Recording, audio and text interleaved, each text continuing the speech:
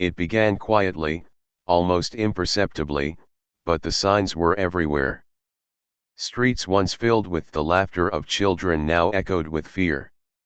Windows that had once framed life now reflected the gray uniformity of oppression. From Warsaw to Vilnius, from Lodz to Krakow, Jewish communities woke to decrees that stripped them of their rights, their property, and eventually, their freedom.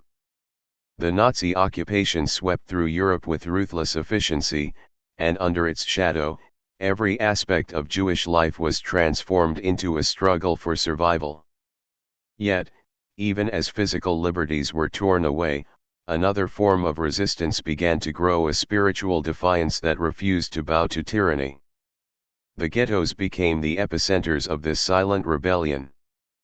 Fenced, patrolled, and under constant threat of deportation, Jews were forced into overcrowded, disease-ridden quarters, where hunger was a daily companion. Yet amid the hardship, clandestine prayers were whispered, Torahs were hidden, and traditions carried on in the smallest acts of devotion.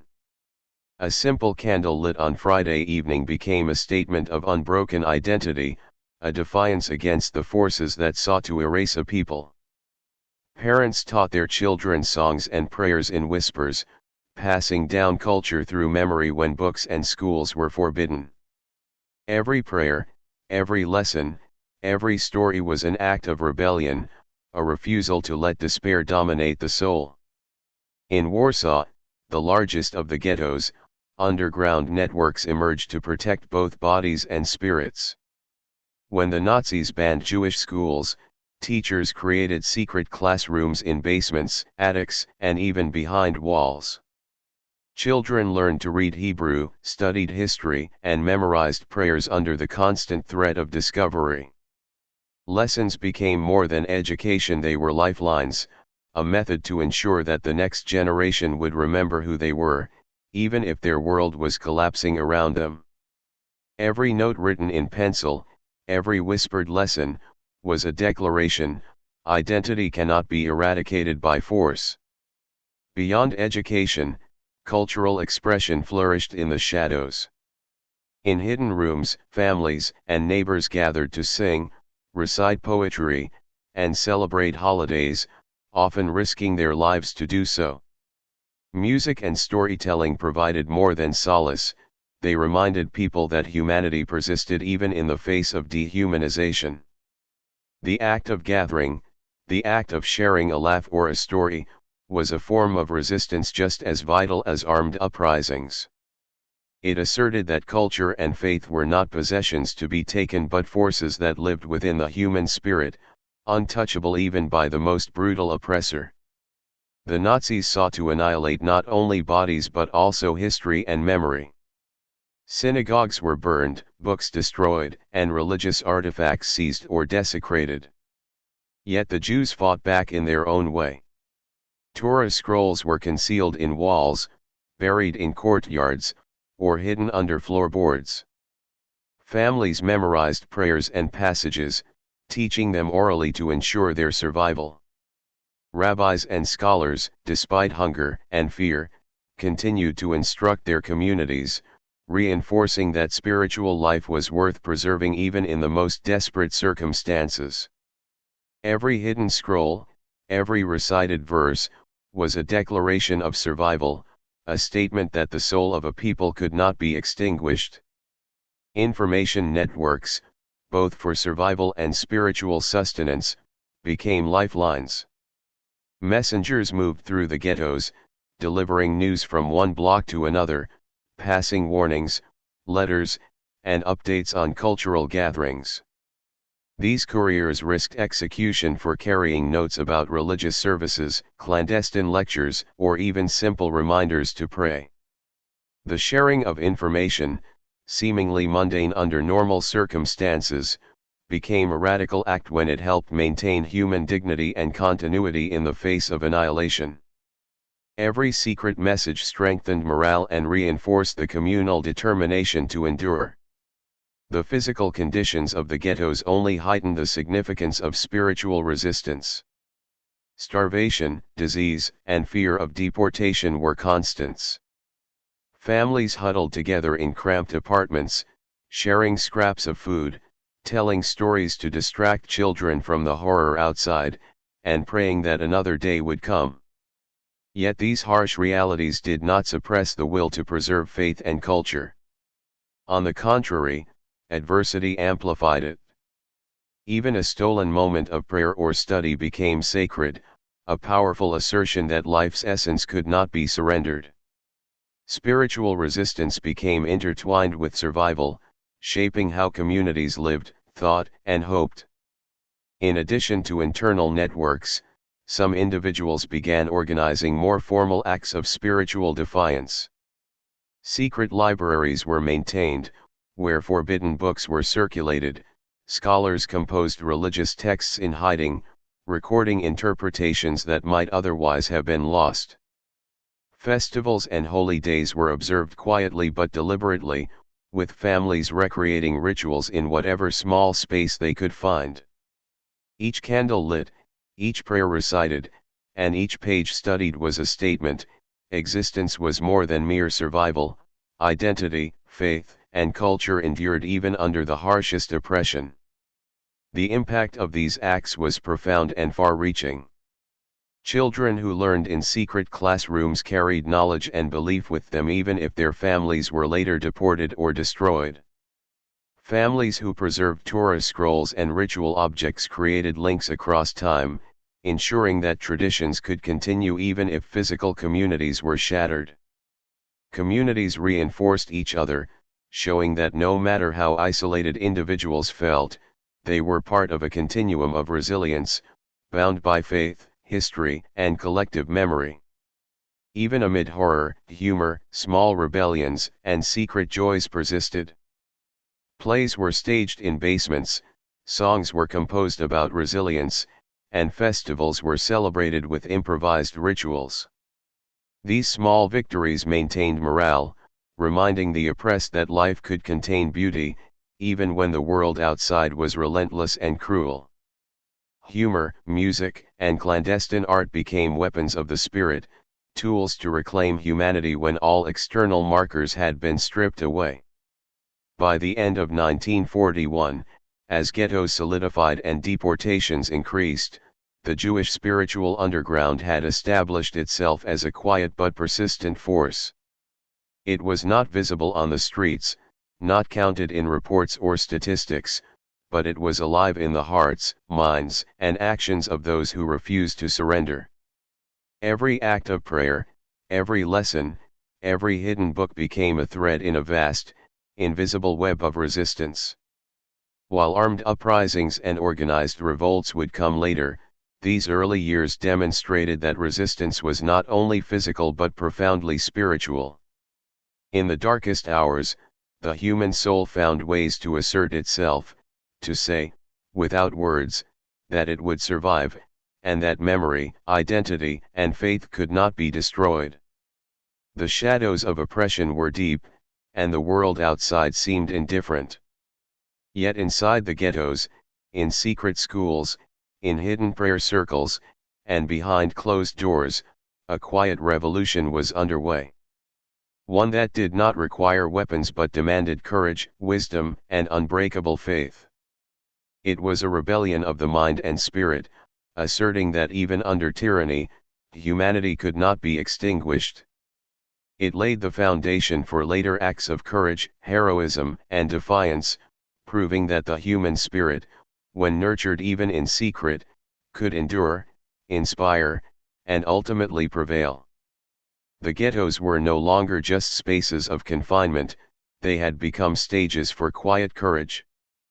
As the Nazi grip tightened across Europe, Jews realized that survival required more than hiding from soldiers or rationing meager supplies. It demanded preserving the very essence of their identity. In the hidden corners of crumbling buildings and shadowed basements, secret gatherings took place. Men, women, and children came together not merely to pass time, but to assert their humanity against a regime bent on erasure. Education, ritual, and shared knowledge became tools of defiance, as vital as any weapon. In Vilnius, often called the Jerusalem of Lithuania, Teachers organized underground schools that taught more than reading and arithmetic. Children learned Jewish history, philosophy, and ethics, forming connections to a past that the occupiers sought to obliterate. Students memorized prayers and psalms, sometimes standing for hours to recite them quietly, eyes closed, voices trembling. These lessons, conducted under the constant risk of discovery, were acts of rebellion. Each child who left the basement with knowledge of Hebrew letters or a verse from Scripture represented a victory against annihilation.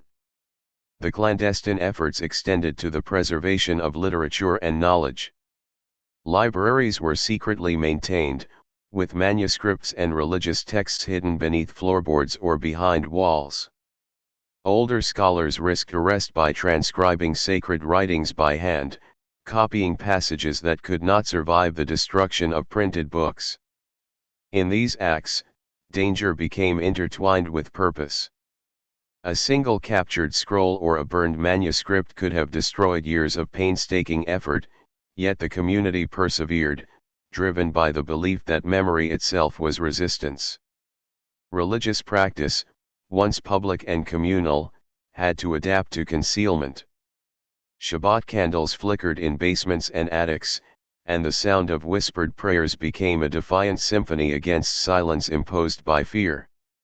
Observance of festivals, from Passover to Yom Kippur, was conducted with ingenuity. Matzah was baked in secret ovens, ritual objects were improvised, and prayers were recited quietly but fervently. Each ceremony affirmed that even if their bodies were confined, their spirits remained unbound. The spiritual underground became a lifeline, sustaining morale and identity when the external world offered only despair. Networks of communication were central to this silent resistance. Couriers and messengers risked execution to transmit messages between ghettos, linking families, schools, and clandestine synagogues. News of deportations, cultural gatherings, and underground activities circulated through coded notes or whispered words.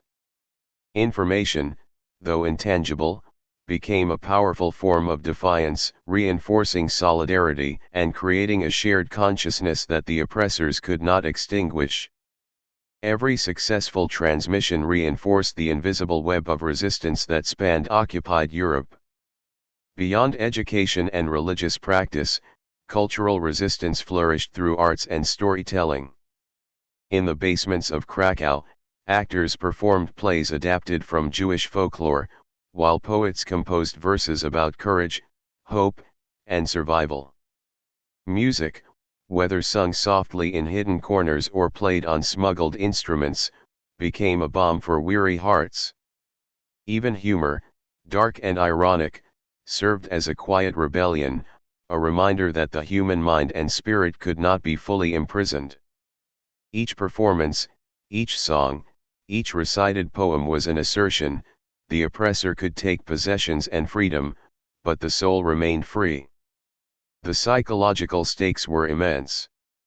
Living under constant threat of deportation or execution imposed a relentless weight of fear, anxiety, and grief.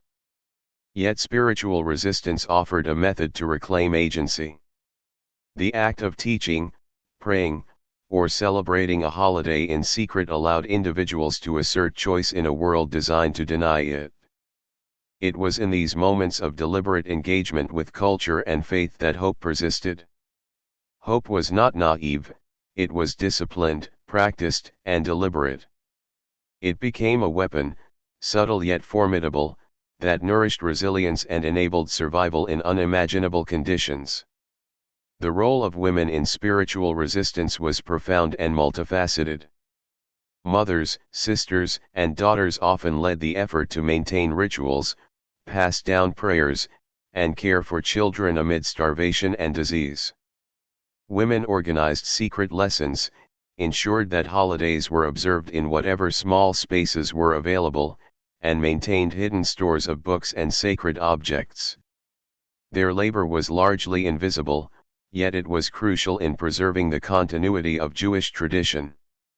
Every discrete act of instruction, every clandestine ceremony was a reaffirmation of life and identity under conditions designed to destroy both.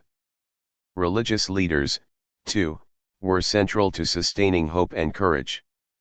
Rabbis risked deportation to lead hidden services, teach scripture, and guide moral and ethical discussions within their communities. Their presence lent legitimacy to clandestine gatherings and inspired others to participate despite fear. In many ghettos, these leaders became symbols of endurance, embodying the principle that spiritual integrity was inseparable from survival. Their courage demonstrated that resistance could take many forms, sometimes armed, often spiritual, but always rooted in an unwavering commitment to preserve humanity. The clandestine networks sometimes intersected with physical resistance, but the two were distinct in purpose and method.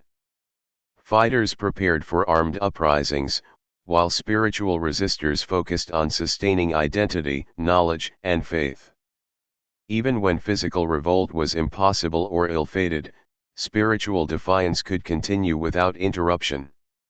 Secret schools could operate for years, hidden prayer services could persist through multiple deportations, and traditions could survive destruction of entire neighborhoods. This form of resistance was patient, resilient, and enduring, extending beyond immediate threats to shape the very survival of culture and memory. In Lodz and Bialystok, communal cooperation was key. Families pooled resources, shared space for secret ceremonies, and collaborated to keep education alive. Trust was fragile but essential, as betrayal could lead to mass arrests. Communities developed coded languages, secret signals, and rotating schedules for clandestine activities. Every act, from teaching a child to lighting a ceremonial candle, carried risk.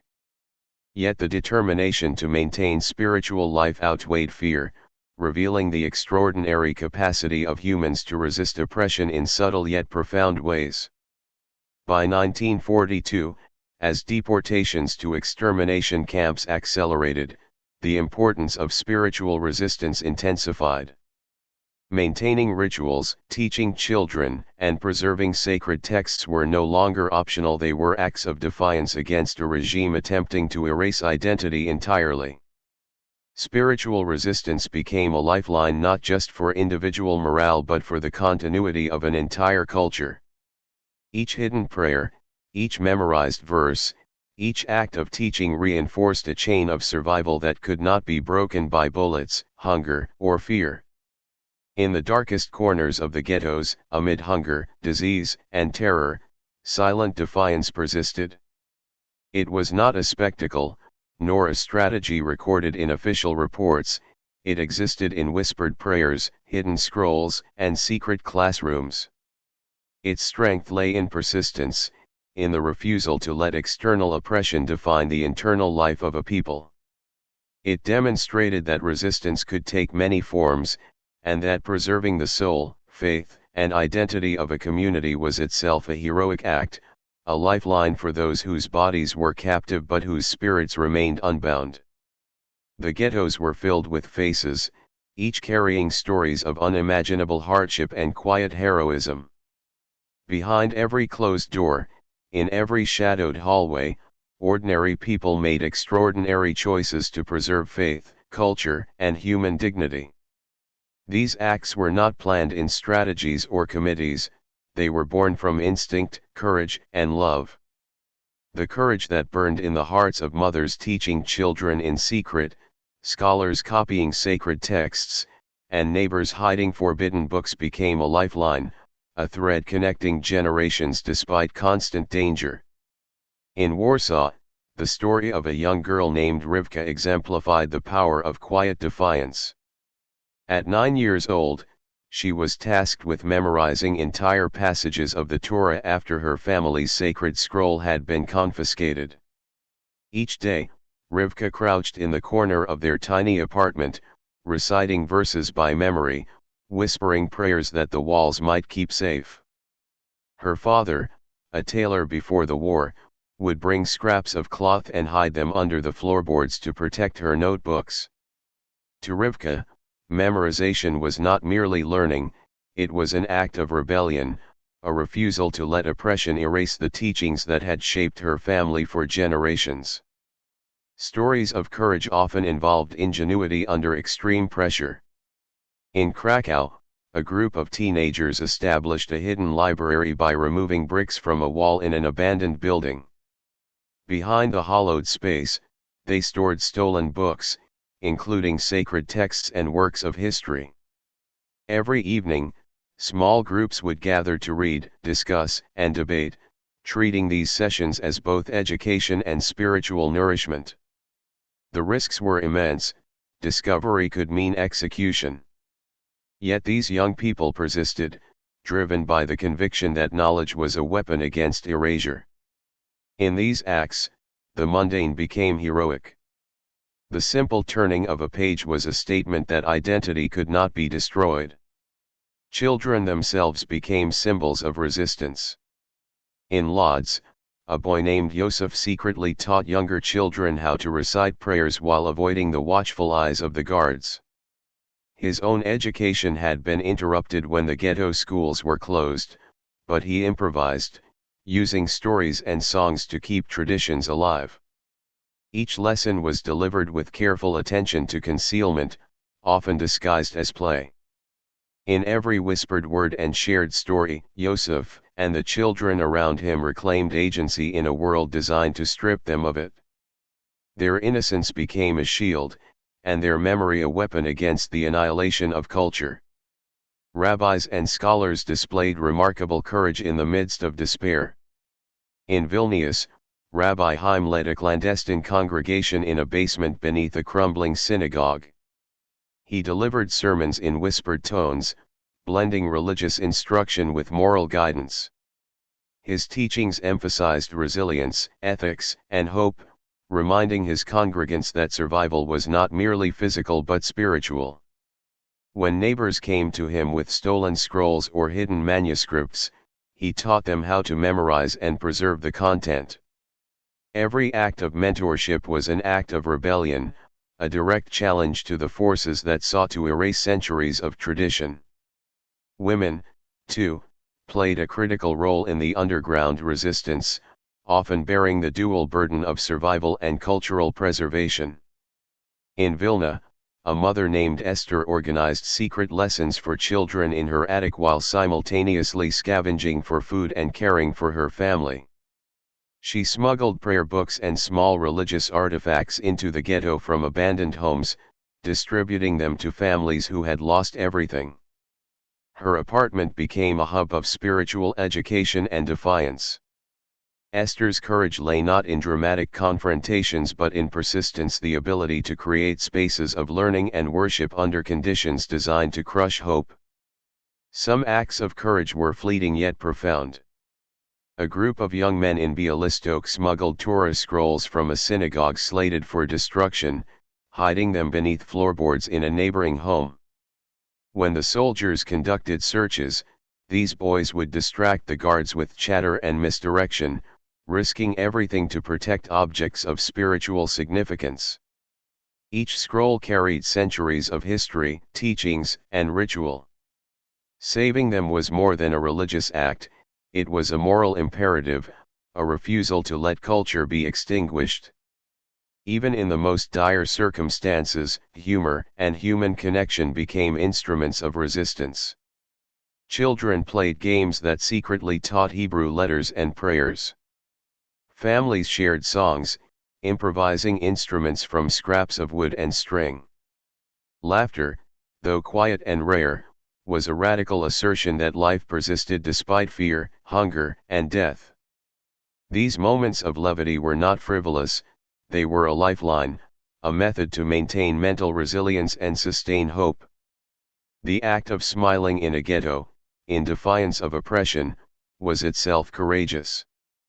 Faith and courage intertwined in unexpected ways. During a secret Passover Seder in Lodz, a family recreated rituals using makeshift items, scraps of bread, a single candle, and whispered prayers. The children watched attentively, absorbing lessons about history, justice, and the continuity of tradition.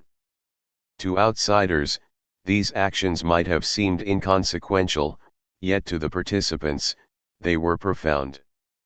Each ritual was a defiance of a world that sought to erase them, a demonstration that faith and memory were inviolable, even in the face of annihilation. Many of these acts were never recorded formally, surviving only in oral memory or later testimonies. Survivors recalled the courage of those who risked death to maintain spiritual life, often emphasizing the small, quiet moments rather than grand gestures. Memorizing a prayer, concealing a book, or teaching a child became heroic not because they were visible, but because they represented resistance against the totality of oppression. The power of these actions lay in their invisibility and their persistence. The oppressors could not measure courage in whispered words or hidden scrolls, yet the impact was lasting. Even in the shadow of deportations and mass killings, individuals persisted. Families who were relocated to concentration camps smuggled Torah scrolls and sacred texts as far as possible, sometimes memorizing portions to ensure they survived even when physical copies were lost. In Auschwitz and Majdanek, secret prayers and study sessions occurred in barracks and latrines, where every act of spiritual maintenance was a declaration that humanity could endure beyond suffering.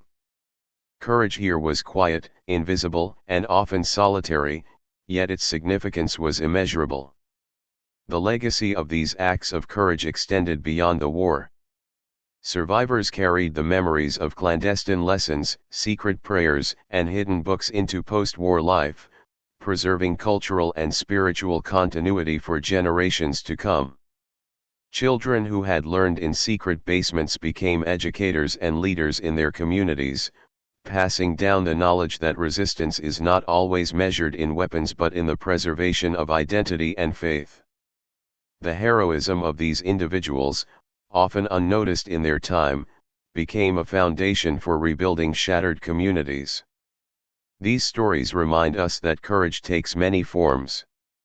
It can be the act of hiding a sacred scroll in a floorboard, whispering a prayer in a basement, teaching a child to read when schools are forbidden, or gathering in secret to celebrate a holiday. Each choice carried immense risk, yet each affirmed the unbreakable human spirit. These moments were not isolated, they were part of a vast, invisible network of spiritual defiance that united Jews across ghettos, towns, and countries. Even in the bleakest moments, these acts demonstrated the power of memory, faith, and identity. They proved that oppression, no matter how severe, cannot fully extinguish the human spirit. The stories of Rivka, Yosef, Esther, and countless others illustrate that courage is not only about grand gestures but about the relentless preservation of culture, knowledge, and belief.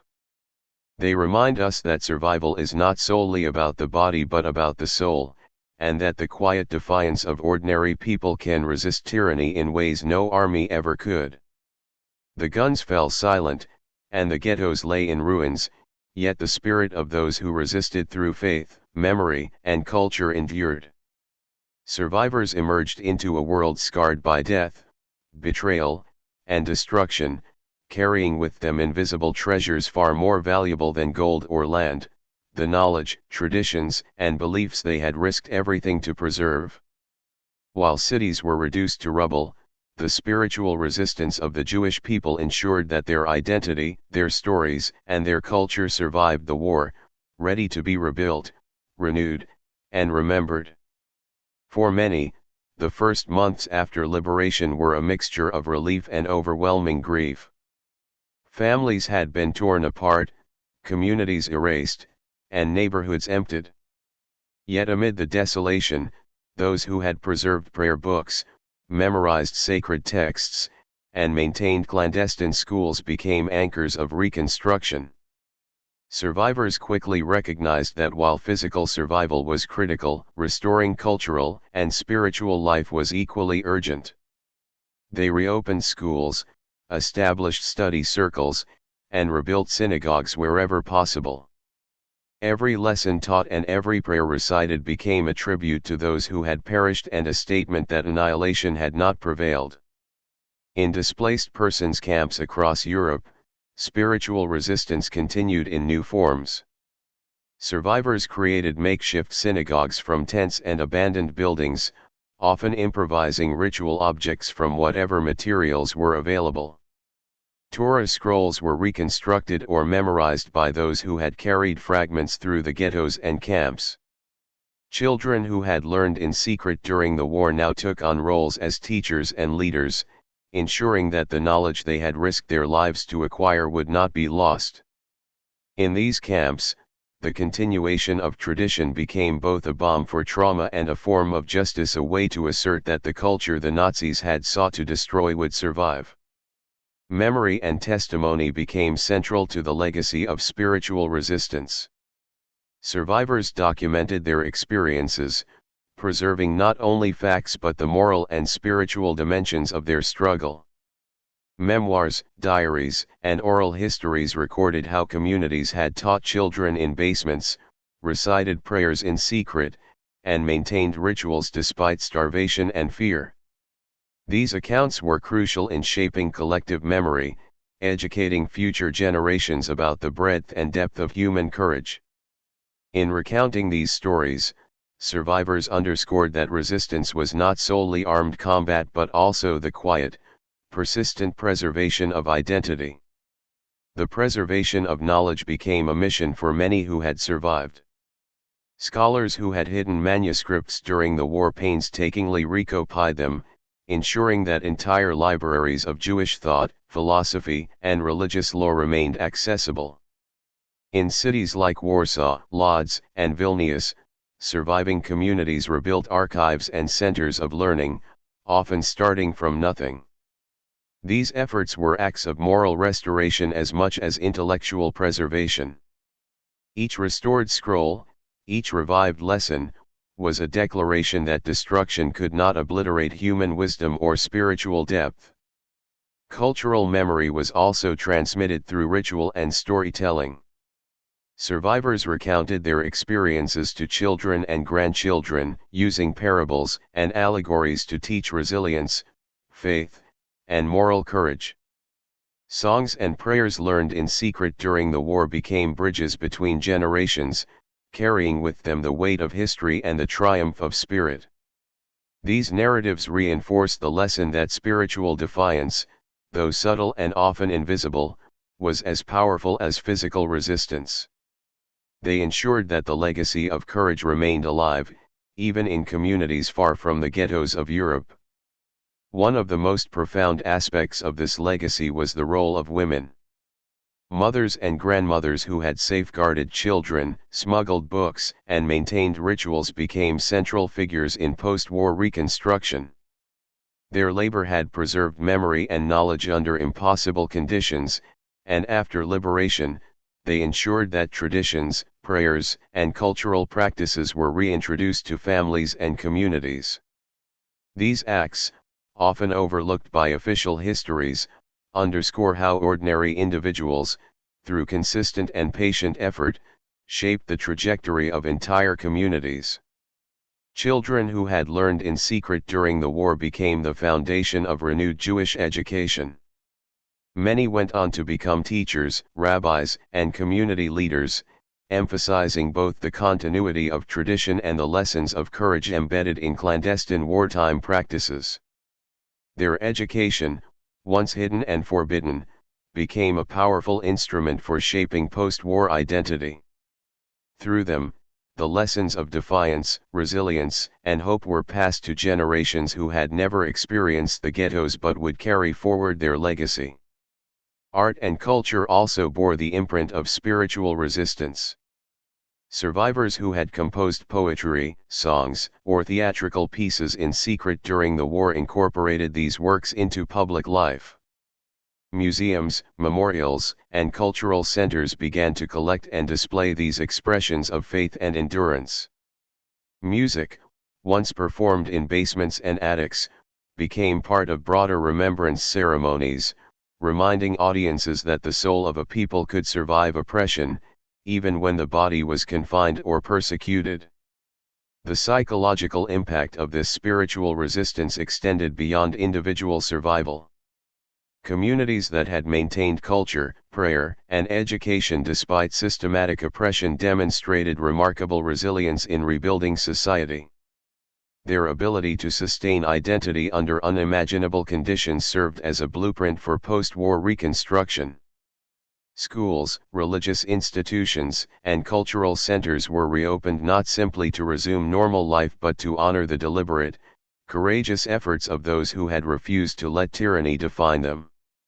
The spiritual backbone forged in secret became the moral compass guiding post-war communities. Even decades later, the stories of clandestine teachers, hidden prayer sessions, and preserved manuscripts inspired broader human understanding of resilience. Historians, educators, and descendants recognized that the Holocaust was not only a narrative of suffering but also one of extraordinary moral courage. The ability to retain faith, transmit knowledge, and practice tradition under extreme threat offered lessons for humanity about the power of nonviolent resistance and the inviolable nature of human dignity. The legacy of spiritual resistance is also visible in the preservation of ritual objects and texts that survived the war. Torah scrolls, prayer books, and educational materials hidden in basements, attics, and secret compartments became symbols of continuity and triumph. Each artifact tells a story of courage, sacrifice, and the determination to endure. They remind the world that human creativity, devotion, and resilience cannot be extinguished by force alone. Even when physical communities were shattered, the intangible essence of culture and faith survived. Ultimately, the legacy of Jewish underground spiritual resistance demonstrates that heroism is multifaceted. It is not always loud or visible, sometimes it is quiet, persistent, and hidden, taking place in the hearts, minds, and actions of ordinary people. It shows that the preservation of identity, knowledge, and belief can be as potent a form of resistance as armed struggle. It underscores that even in the darkest moments, humans possess the capacity to sustain hope, maintain integrity, and nurture the moral and spiritual fabric of society. The war ended, but the lessons endured. Communities rebuilt, children learned, and rituals were restored not just as memory but as living practice. The courage of those who resisted through education, prayer, and cultural preservation shaped a world in which survivors and their descendants could continue to thrive. Their defiance is remembered not as a footnote in history but as a testament to the unbreakable human spirit, a spirit that refused to be silenced, even when everything else was taken away.